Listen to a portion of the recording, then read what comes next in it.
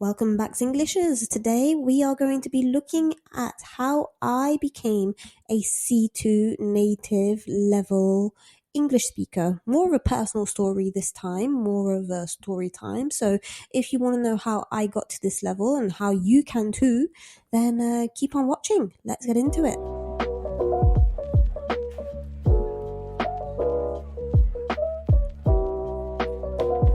So I moved to England with my family.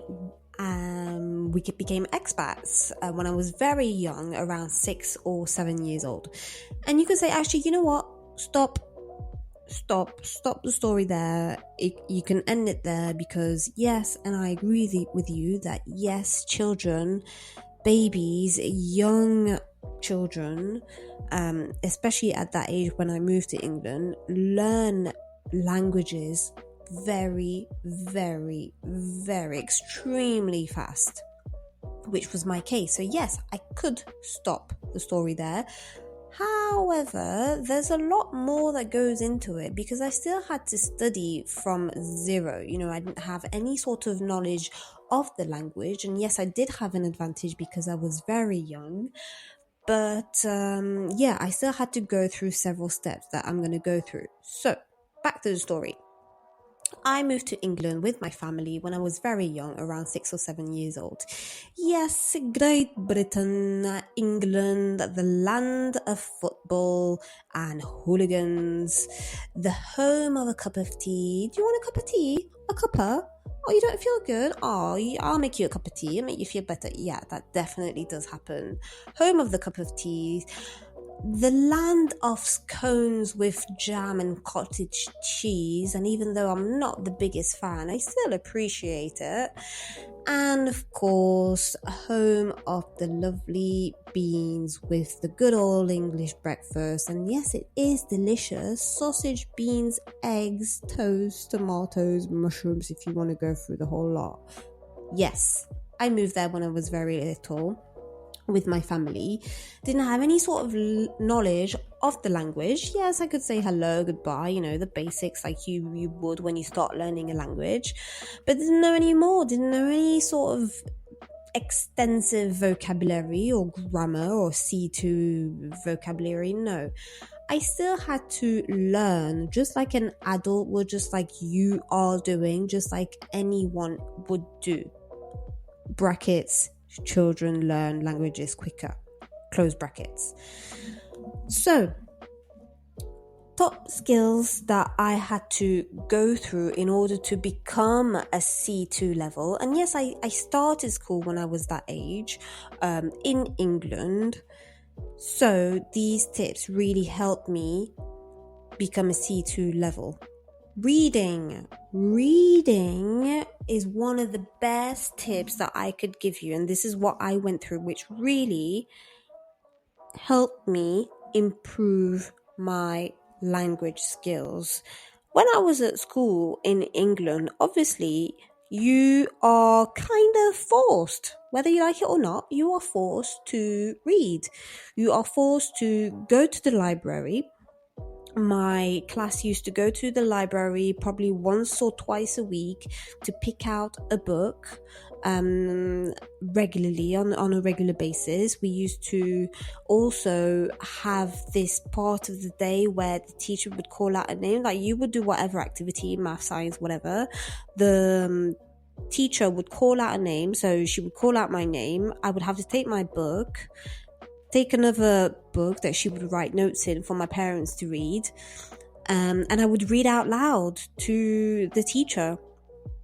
These tips, these things, these activities really helped me to gain a higher level of English, and also the confidence of speaking in English, because yes, I didn't know all the words and I was forced to saying them and reading them, even though phonetically I didn't say them properly, but the teacher would correct me and I would go through a stage of confidence. Like I would hate going up, but when I was there with her I was a lot more comfortable, and this would gradually improve as the years went on. Reading is one of my top tips. It always has been, it always will for you. So at school, we read a lot, and this kind of helped me read outside of school as well. I became a bit of a bookworm. where even on Saturdays I would ask my mum to go to the library with me so that I can pick out books and I could feel it. I not only I would enjoy the stories, I would enjoy reading, but I could feel that my English would get better. When I learned a new word, like a long, big word, I knew that I would then use it somehow in my sentences. So it really encouraged me to improve my level. So reading is my top tip.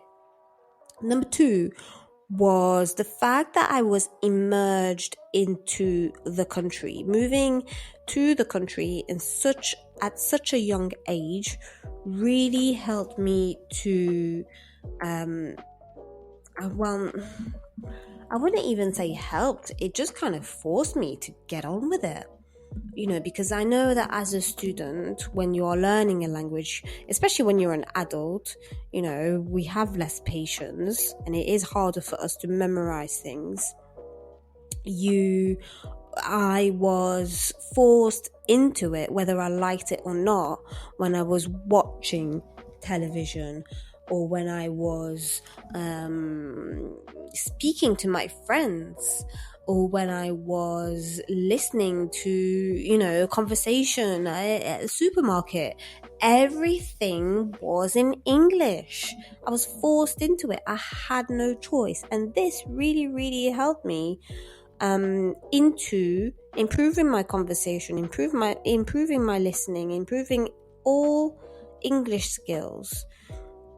And so I would also really, really encourage you to immerse yourself into whatever language. I mean, I think it would be English since you're watching my video.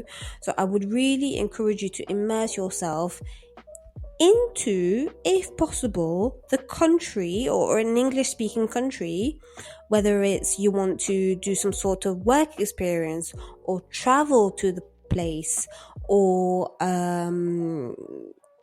visit some family or just like a weekend to an English-speaking country. Go for it, because it would force you into it where you don't have a choice. And I know I've been there. I know it's uncomfortable. I know it's awkward at the beginning, but it only gets easier and it helps with your confidence, because I think that learning English is also a confidence thing. Yes, it's listening. Yes, it's reading. Yes, it's immersion. Yes, it's grammar, vocabulary, but it's also a confidence thing, where yes, you might know by heart the vocabulary and the rules and the grammar rules, all that type of stuff written down on paper. However, you might not be that confident using all the skills that you have learned.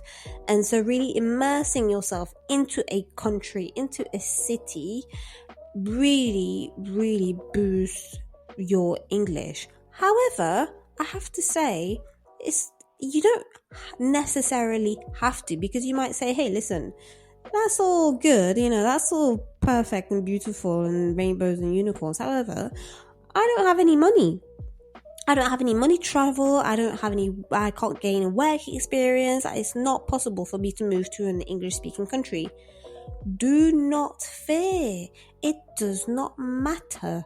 We're in 2022. I mean, come on, there are no excuses for you to not immerse yourself into the English language. Come on. 2022, guys, listen, you don't have to physically be in an English-speaking country. Yes, it would be best, but it's not necessary. TV, series, radio, podcasts, internet, magazines, books, and you can force yourself to speak English. You do your daily routine, you brush your teeth, you go downstairs, you do your homework, you say hi to your mum. You can do all of that in English. Give yourself a challenge. So like I said, money doesn't have to be involved. You can do it yourself. You can immerse yourself into it. It takes patience and it takes a lot of time. Yeah, for me, I was in the country, But it took me years to be able to speak how I am speaking to you now. It took years. Okay?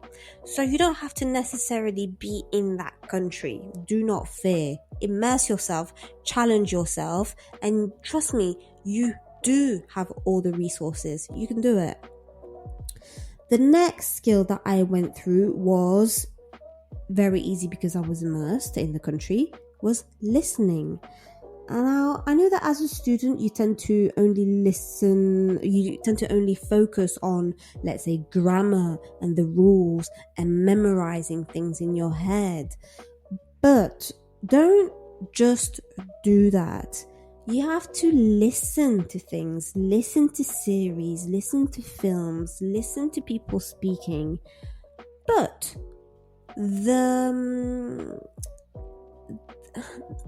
what my students tend to do is that they tend to listen to the same things, such as me. They only listen to me, which is great. Go for it. I love it. Keep watching my videos.